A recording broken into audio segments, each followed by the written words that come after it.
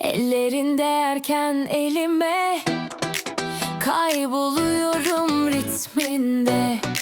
Gülüşün var ya bir şarkı gibi, takılıyor gece boyu dilime.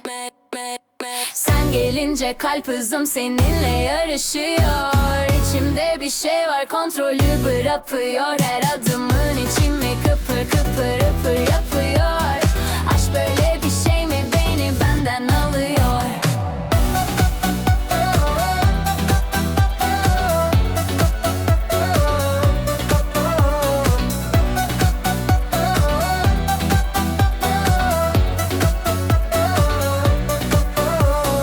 Bir bakışın yeter, dağıtır duvarlarımı.